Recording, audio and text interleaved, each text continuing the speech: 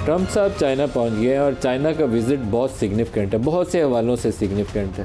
अगर तो उनके दो तरफ़ा ताल्लुकात कोई आप देख लें तो रेयर अर्थ मिनरल्स के मामले के ऊपर अमेरिका इस वक्त फंसा हुआ है। जो ज़्यादातर दुनिया में प्रोडक्शन और रिफाइनिंग कैपेसिटी है वो उसके ऊपर चाइना का ऑलमोस्ट होल्ड है इस वक्त, और उस होल्ड की वजह से अमेरिका को उसके साथ डील करना है। और वो डील करना इसलिए नागुज़ीर है कि उनको अपने सेल फ़ोन बनाने हो, स्मार्ट कार्स बनानी हो, या मिज़ाइल चलाने हो, या वो जो स्टेल्थ उनके फाइटर जेट्स ऊपर उड़ते हैं उसका काम करना हो, सारों में कोई ना कोई रेयर अर्थ मिनरल जो है वो यूज़ होता है और उसके लिए चाइना से होकर रास्ता गुजरता है। इसी तरीके से जो टैरिफ वॉर्स हैं उसमें अमेरिका और चाइना बहुत एक दूसरे से दूर भी गए और बहुत एक दूसरे से उन्होंने वो रास्ते में जो फासले बढ़ गए थे उसको कम करने की कोशिश भी की। ट्रंप के इस विज़िट के दौरान शायद बेस्ट अपॉर्चुनिटी होगी कि वो इन इश्यूज़ को एड्रेस कर लें, लेकिन इसके साथ ही चाइना उनसे पूछेगा कि ताइवान को अपने हथियार और बेचने हैं कि नहीं बेचने। ट्रंप को शायद इसके ऊपर एक डिफेंसिव पोजीशन इख्तियार करनी पड़े। और सबसे बड़ा और टॉप ऑफ द एजेंडा जो आइटम होगा, जो आज से अगर फरवरी से पहले देखें तो लगता नहीं था कि ये चाइना के विज़िट के दौरान ट्रंप और शी बैठ के हॉर्मुज़ खोलने के ऊपर डिस्कस कर रहे हो, लेकिन अभी मेरा ख्याल ये है कि हॉर्मुज़ वाला मामला सर फहरिस्त होगा। चाइना सबसे बड़ा बायर है इरानियन ऑयल का, 90% जो उसका तेल है ईरान का वो चीन को जाता है। इसी तरीके से वेनेजुएला से बहुत बड़ा तेल ख़रीदता था चाइना, और वो वेनेजुएला के ऊपर जब अमेरिका ने एक्शन किया तो उसके तेल के पूरे ज़खायर इस वक्त अमेरिका कंट्रोल करता है, तो चाइना उसमें खसारे में। तो ईरान की जंग का मामला क्या होगा, तो हॉर्मुज़ कैसे खुलेगी, टैरिफ वॉर्स का फ्यूचर क्या है, और रीजनल सिक्योरिटी सिनारियो क्या बनेगा। एक ब्रिक्स वाला मॉडल है जिसमें डॉलर को छोड़ के वो अल्टरनेट करेंसीज़ के ऊपर काम करना है। तो ब्राज़ील, रशिया, इंडिया, चाइना, ये बड़ी इकोनॉमीज़ उसका हिस्सा है और चाइना उसका मूवर है।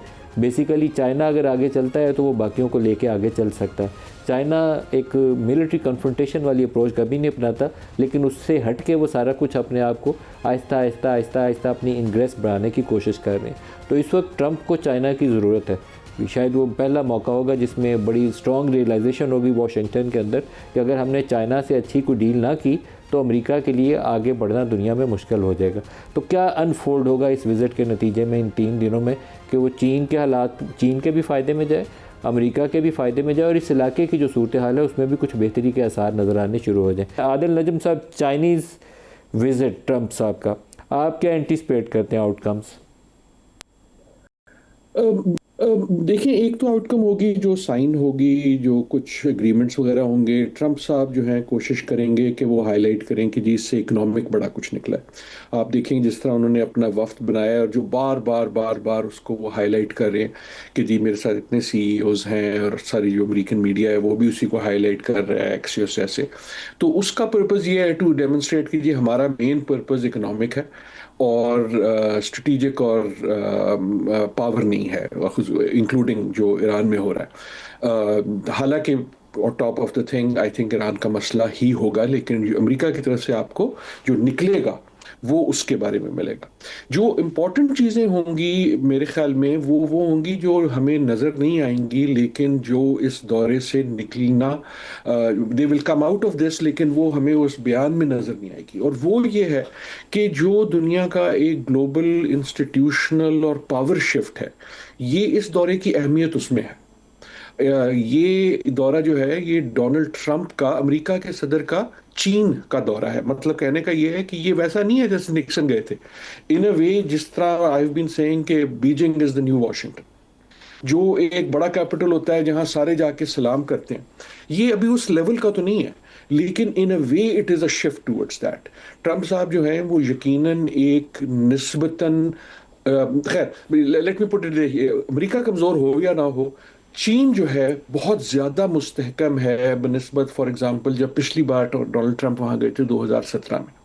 आज के दिन में चीन जो है वो एक तरह से इस्टेब्लिश कर चुका है अपने आप को, not only as an emerging power but as a established new centre of importance. अगर आप देखें ना इससे पहले क्या होता रहा है, हम तो खैर जाते ही हैं क्योंकि हमारा हमसाया भी है और पुराने ताल्लुकात हैं, लेकिन चीन जो है वहाँ कौन जाता है अब, जो है जर्मनी का चांसलर कहाँ जाता है, वो बीजिंग जाता है, अमेरिका कनाडा का प्राइम मिनिस्टर कहाँ जाता है, वो चीन जाता है। So you have seen the string of things happening कि बड़े चौधरी साहब को सलाम करने जो है वो लोग आ रहे हैं। मेरा कहने का सिर्फ I want to be careful, इसका मतलब ये नहीं है कि सब कुछ शिफ्ट हो गया और अब चीन जो है वो बड़ी ताकत है। लेकिन जिस शिफ्ट की हम अमूमन बातें करते थे, I think this will be seen as that. आखिरी चीज सिर्फ ये कि जो चीजें नहीं गुफ्तगू होंगी, they may be a very big thing. For example, मेरा नहीं ख्याल कि आपको ताइवान के बारे में कोई बहुत ज्यादा चीज नजर आएगी। ट्रंप साहब जरा मुंह फट हैं तो शायद कह दें, लेकिन चीन की तरफ से they will not push it, लेकिन पुश किए बगैर वो एक तरह से एस्टेब्लिश कर चुके हैं या करना चाह रहे हैं अ न्यू स्टेटस को। वो एक तरह से रीजन में ऑलरेडी हो गया है। So those are the undercurrent things. आपको नजर आएगा a lot of economic talk, लेकिन बिहाइंड दिस इस दौरे का पर्पस जो है और इसका जो इम्पोर्टेंस है वो जियो स्ट्रेटेजिक पावर के बारे में है, वो उस ग्लोबल शिफ्ट के बारे में है जो कई लिहाज से ईरान से भी बहुत बड़ा है, जो एक पूरा ग्लोबल शिफ्ट हो रहा है। उसमें टैरिफ्स भी आ सही। जाते हैं, उसमें रेयर अर्थ भी आ जाती है, ये सारी चीज़ें वो हैं जिनकी गुफ्तगू होगी। लेकिन what you are really seeing is a major global shift जो कुछ अरसे से हो रहा था और एक तरह से नागुजीर था, लेकिन उसकी एक ये अलामत बन जाता है। खुरम साहब, जो बहुत अरसे से लोग एंटिसिपेट कर रहे हैं कि डॉलर दुनिया में जो इसका राज था, वो राज उसका अख्ताम की तरफ चल रहा है। शायद अगले चंद साल अभी लगे उसकी डिमाइज़ में, फ़ौरन ना हो, लेकिन अमेरिका के लिए वो लाइफ लाइन है, उसका जो ग्लोबल रूल है वो डॉलर के ज़रिए है। वो डॉलर आपको लगता है कि पहले की निस्बत इस इलाकाई तनाजुर में पहले की निस्बत उसका होल्ड जो है वो वीक होना शुरू हो जाएगा, या वो जो पेट्रो डॉलर वाला कॉन्सेप्ट है अभी उतना ही तगड़ा रहेगा फोर्सिबल फ्यूचर में और उसका कोई मुतबादल नहीं होगा? ब्रिक्स वाला मॉडल आगे चलेगा या नहीं चलेगा, खुरम साहब? बल्कि साहब, दुनिया बदल गई है और उसके बदलने में एक बहुत अहम जो कहते हैं ना फैक्ट है, जिसको हम जो आपने कहा पेट्रो डॉलर है, कि अब अमेरिका मशरक़ वस्ता से तेल नहीं लेता। अब ये इतनी बड़ी तब्दीली है जिसकी बुनियाद पे तमाम फॉरेन पॉलिसी के तखमीने लगाए जाते थे, सिक्योरिटी पॉलिसी के तखमीने लगाए जाते थे। लेकिन अब तकरीबन 10 साल हो गए हैं अमेरिका ने मशरक़ वस्ता से तेल लेना बंद कर दिया। तभी तो डोनाल्ड ट्रंप ने इस तनाज़े के दौरान जो ईरान अमेरिका जंग हुई है, उसने कहा था जिसको खुलवानी है आपने हुर्मुज़ आकर खुलवा ले। इसका मतलब है कि अमेरिका उसको खुलवाने के लिए या और खुलवाने के बाद खोल कर रखने के लिए अपने इन्हीं अस्करी और इंसानी वसाइल इस्तेमाल करने के लिए तैयार नहीं है, आज भी तैयार नहीं है। अब ये एक शिफ्ट है। इसका मतलब ये है कि अब जो आपने जिसका जो कि ब्रिक्स का जिक्र किया और डॉलर का जिक्र किया, अब अगर जो अरब ममालिक का तेल है और ईरान का जो तेल है, अगर उसका सबसे बड़ा खरीदार चाइना है और चाइना जो है उनको कन्विंस करता है कि भी हमें ऑलरेडी ईरान तो जो है वो चाइनीज करेंसी में ही डील कर रहा है, तो अगर जो है वो बाकी ममालिक को भी जिनका अब अमेरिका के साथ आप देखिए एक खलीज आ गई ना, कि एक तरफ ये अरब ममालिक जो हैं उनका सबसे बड़ा जो सिक्योरिटी पार्टनर है वो अमेरिका है, लेकिन उनका सबसे बड़ा खरीदार जो है वो चाइना है। तो अब ज्यादा देर नहीं है कि जहां उसके खरीदार होंगे उनके सिक्योरिटी इंटरेस्ट भी उधर ही शिफ्ट होंगे। इसमें जाहिर है ये एक कुछ देर का मतकाजी है ये सारा अमल। दूसरा इशू ये है कि जो पेट्रो डॉलर का, ये भी हमें जो हम सारे इसमें जो है बड़े हुए हैं इसको देखते हुए, लेकिन ये भी कोई बहुत पुरानी चीज नहीं है पेट्रो डॉलर के जी। जो ऑयल की ट्रेडिंग है वो सिर्फ यूएस डॉलर में होगी। तो लिहाजा ये अब वक्त के साथ इकोनॉमी में जो तब्दीलियां आ रही हैं, आपने रेयर अर्थ मेटल्स का जिक्र किया। अब अमेरिका में एक बहरान है कि एक जो रेयर अर्थ है जिसे समैरियम कहते हैं, अब वो समैरियम जो है जो उनको बोइंग को चाहिए अपने जहाज बनाने के लिए, और उनके जो जंगी जहाज बनाने वाले मैन्युफैक्चरर हैं उनको समैरियम नहीं मिल रहा बड़े अरसे से। वहां एक बहरान है और वो ये आई थिंक डिस्कशन होगी कि जो है सदर ट्रंप जाकर बात करेंगे। लेकिन जो अहम आई थिंक बात है जिस तरफ डॉक्टर साहब ने इशारा भी किया है वो ये है कि सदर ट्रंप जो है वो एक कमजोर हालत में जा रहे हैं, और वो कमजोर हालत सिर्फ ईरान जंग की वजह से नहीं है। उसकी ये भी वजह है कि उन्होंने उनकी जो इकोनॉमिक पॉलिसी थी सदर ट्रंप की, जो कि पूरी टैरिफ्स पर बेस्ड थी, यूएस सुप्रीम कोर्ट ने उठाकर उसको बाहर फेंक दिया। और अब वो दोबारा कोशिश कर रहे हैं। उन्होंने जो 10% का यूनिफॉर्म टैरिफ लगाया था उसको भी एक जो फेडरल कोर्ट है उसने उठाकर बाहर फेंक दिया कि सदर को तो ये अथॉरिटी है ही नहीं है टैरिफ्स लगाने की। तो वो जो है बहुत अब कोशिश कर रहे हैं कि ये किसी तरह कोई आईनी कानूनी तरीके से मैं वो ताकत वापस ले लूं, लेकिन वो ताकत उनके हाथ से निकल गई। अब चाइना को ये बात मालूम है कि सदर ट्रंप जो है वो जो रैंडमली और अपनी मर्जी से सुबह उठ के टैरिफ लगा देते, अब वो नहीं लगा सकते। तो एक ज्यादा कॉन्फिडेंट चाइना है और कम कॉन्फिडेंट अमेरिका है, जिनकी समिट इस वक्त बीजिंग में हो रही है। खुरम साहब, लेकिन दो चीज़ें हो गई ना फिर। ईरान वॉर में अब ईरान को पता है कि 40 दिन अमेरिका और इसराइल ने जितनी बमबारी करनी थी कर ली, लेकिन अभी भी वो सांस ले रहे हैं। उन्होंने हाथ खड़े नहीं किए, सरेंडर नहीं किया। उन्होंने बहुत तकलीफ़ उठाई, बहुत जानें दी, माली नुकसान उठाया, लेकिन दे सर्वाइव्ड। इसी तरीके से चाइना को पता है कि टैरिफ वॉर्स में जो कुछ ट्रम्प कर सकते थे कर लिया, चाइना भी उससे गुजर गया। अब ये पोस्ट ईरान वॉर, ये इलाका, इसकी सूरत क्या बनेगी? अमेरिका पीछे की तरफ जा रहा है और चाइना ऊपर की तरफ आ रहा है, या अभी ये स्टेटस को चलेगा भी? जी नहीं, ये इसमें अमेरिका पीछे की तरफ जा रहा है, क्योंकि ये जो जंग हुई है, वैसे तो अमेरिका के पास दुनिया के जदीद तरीन और मोहलक तरीन हथियार हैं, लेकिन देखिए ना, 3 खबरें आई हैं इस पिछले हफ्ते में। एक तो वॉशिंगटन पोस्ट ने ये रिवील किया कि अमेरिका के बेसिस को बहुत नुकसान पहुंचाया है, यानी सैकड़ों बिल्डिंग, आई थिंक गालिबन 218 का नंबर उन्होंने दिया, कि वो जो छुपा कर रखी हुई थी खबरें कि जो अमेरिका के बेसिस थे मशरक़ वस्ता में, ईरान उन पर हमलावर हुआ और कामयाबी से हमलावर हुआ। नंबर 1। दूसरी खबर आई अभी जो न्यूयॉर्क टाइम्स ने कल पब्लिश की है, उस पर बड़ी ले दे हो रही है कि ईरान का जो मिसाइल प्रोग्राम है और उनके जो मिसाइल्स हैं वो इतनी भयानक अमेरिकी बमबारी के बावजूद वो मिसाइल प्रोग्राम 60% तक इंटैक्ट है। ठीक है। तीसरी जो खबर आई, जो उनके एक गालिबा अभी वेरीफाई होना बाकी है, उनके जो कांग्रेसमैन ने कहा कि उनके तो गालिबन दर्जनों जहाज गिरे हैं इस पूरी जंग में। तो अब देखिए ना, ये 39 का नंबर है जी, 39 जहाज आया है कि उनका अमेरिका के दबाव में। 39 का नंबर है, वो भी वेरीफाई होना है। अब देखिए ना, ये चीजें जो चाइना का एक जहाज सिर्फ इंटेलिजेंस गैदरिंग के लिए वहां खड़ा था गल्फ में, ये बात उनको मालूम है कि अमेरिका जो है वो, अगर उसने कमिट भी किए हैं अपने हथियार या अपने लोग जो हैं, लेकिन वो फुल फोर्स के साथ ईरान पर हमलावर होने के लिए तैयार नहीं था और ना तैयार नहीं है। बल्कि 10 दिन पहले तो उन्होंने अपना जो एक तीसरा एयरक्राफ्ट कैरियर था वो वहां से विड्रॉ कर लिया। तो सदर ट्रंप की गुफ्तगू अपनी जगह पर है, लेकिन अमेरिका का अमल जो है वो यही जाहिर कर रहा है कि वो इस खित्ते से विड्रॉ कर रहे हैं। उनका ये, आई थिंक, जो सबसे एक अमेरिका को हजीमत उठाना पड़ी, उनका ये ख्याल था कि इस जंग के नतीजे में जो ईरान के साथ करने जा रहे हैं, वहां इसराइल का एक असर, अगर तसल्लुत नहीं तो एक गहरा असर जो है इस जगह पर कायम होगा, स्फीयर ऑफ इन्फ्लुएंस कायम होगा। उसमें वो नाकाम हुआ है, और वो जो नाकामी है, जो स्फीयर ऑफ इन्फ्लुएंस है, चले पाकिस्तान का हम स्फीयर ऑफ इन्फ्लुएंस नहीं कर सकते, लेकिन पाकिस्तान को कॉन्सिक्वेंटली उस बैलेंस में पाकिस्तान का फायदा हुआ। दुरुस्त है। आदिल नजम साहब, ईरान का अब आप क्या मुस्तकबिल देखते हैं? ईरान अमेरिका पीस टॉक्स का क्या मुस्तकबिल देखते हैं? क्या ये इस चाइनीज़ विज़िट के नतीजे में इसको कुछ किक स्टार्ट मिलेगा, रीइग्नाइट होंगी, बैठेंगे दोबारा, या अभी उसमें टाइम है, इंतज़ार करना पड़ेगा?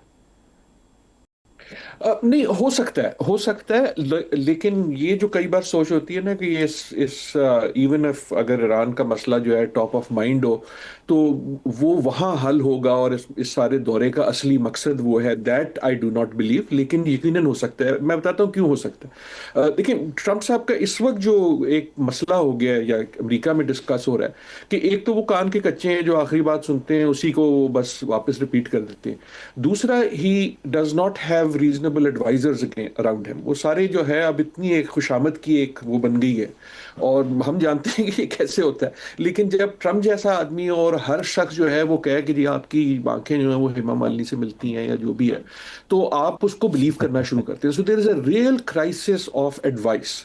नाउ मैं ये इसलिए कह रहा हूँ कि ये हम जानते हैं कि ट्रम्प साहब शी को बहुत एडमायर करते हैं, क्योंकि वो हर ताकतवर शख्स को एडमायर करते हैं।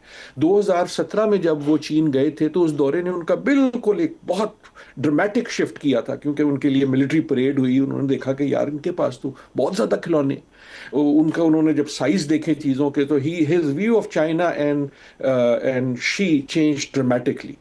मैं ये सारी तमहीद का मकसद ये है कि इफ ऐसा नहीं है कि शी साहब कहेंगे अच्छा यार हम डील कर लेते हैं, I don't think that will happen. लेकिन if he hears things from Xi, वो उसको ज्यादा सीरियसली लेंगे बनिस्बत जो वो दूसरी चीजें ले रहे हैं। ये एक उम्मीद है कि अभी तक एक जो है ना, अजीब सी बात ये हो रही है कि इट सीम्स के डोनाल्ड ट्रंप, अमेरिका हो या ना हो, डोनाल्ड ट्रंप पूरी तरह ईरान की जो इंपॉर्टेंस है, ईरान की जंग की, उसको नहीं समझ रहे। क्योंकि ना तो अमेरिका में उस किस्म का इकोनॉमिक इम्पैक्ट है जो आपके पास पाकिस्तान में है या ऑस्ट्रेलिया में है या जापान में है ना यूरोप में है। ना ही उनकी जो फॉरेन पॉलिसी की थिंकिंग है वो उस किस्म की लॉन्ग टर्म है जिसमें वो लॉन्ग टर्म स्ट्रेटजी सोचें। तो in that sense I do think कि जो वो चाइना में देखेंगे, जो वो चाइना में सुनेंगे, इंक्लूडिंग अबाउट ईरान, उसका असर होगा। ईरान इस वक्त है कहाँ? देखें, आप सारे स्लोगन निकाल दें, we are in a state of stalemate. चाहे वो कह दें कि जी मैं तो बिल्कुल रिजेक्ट करता हूं, ये तो फलाना है, बड़ा बेहमकाना है, ये है वो है, लेकिन ऑन द ग्राउंड तो चीज नहीं चेंज होती ना। एक ब्लॉकेड है जो लगाया हुआ है एक उस पे हुर्मुज पे ईरान ने, जिसका मतलब है उनकी इजाजत के बगैर शिप नहीं जाती। उसके बाद एक दूसरा ब्लॉकेट लगा दिया अमेरिका ने कि जो उनकी इजाजत से चली जाएगी उसको हम रोक देंगे।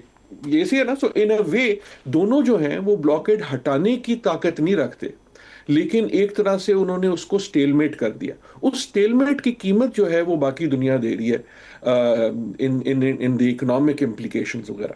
सो वो जो चीज़ फंसी हुई है ना, वो जो, बिकॉज हर एक को मेरे ख्याल में पता है, खुर्रम साहब को भी पता है, आपको भी पता है, शायद मुझे भी पता हो कि फाइनल एग्रीमेंट की शक्ल क्या होगी। अब बहुत क्लियर हो चुका है कि फाइनल एग्रीमेंट की शक्ल क्या होगी। ऐसा नहीं है कोई नई गीदड़ सिंगी आ जाएगी।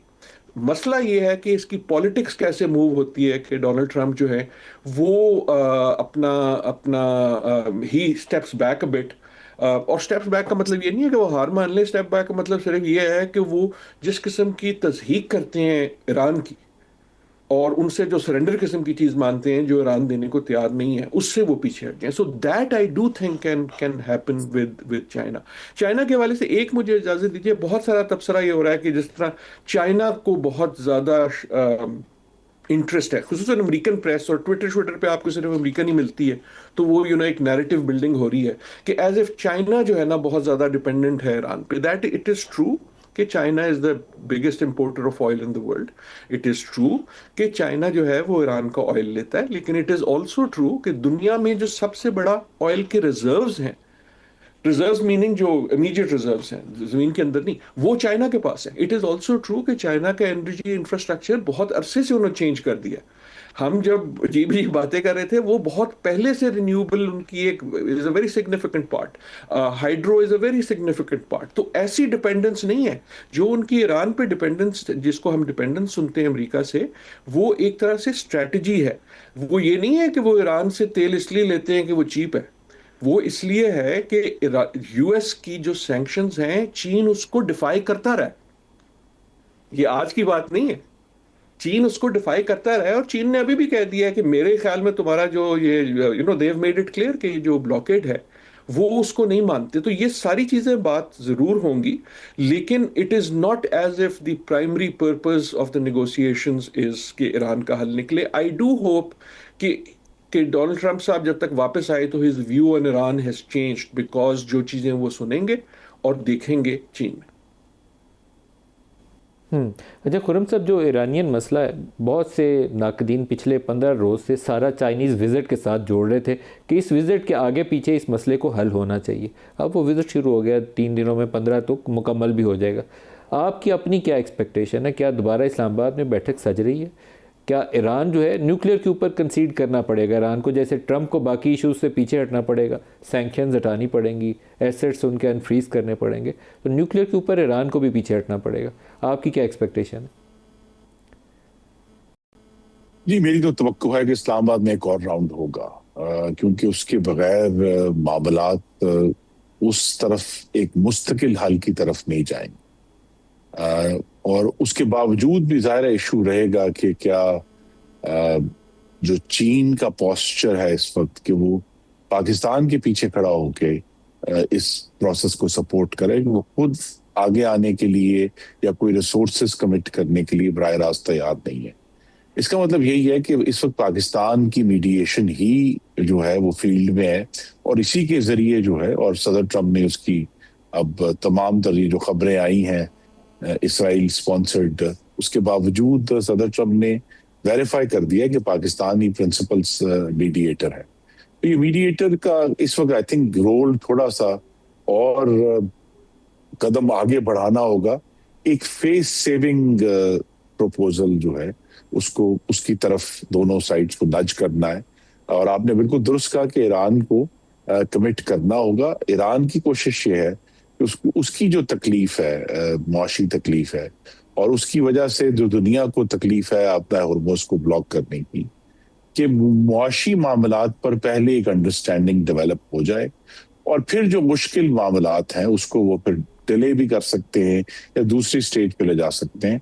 अमेरिका ये चाहता है कि हर चीज वन गो में होगी, और जहां हमें ये मालूम है कि अमेरिका की जो ओवरऑल स्ट्रेटेजिक पोजीशन है वो इतनी मजबूत नहीं है इन मुज़ाकरात में, लेकिन ईरान भी मेरे क़यास में अपना जो कहते हैं ना ओवर प्लेइंग देयर हैंड, उनकी भी पोजीशन जो है वो उतनी ज्यादा मजबूत नहीं है जितनी वो समझ रहे हैं।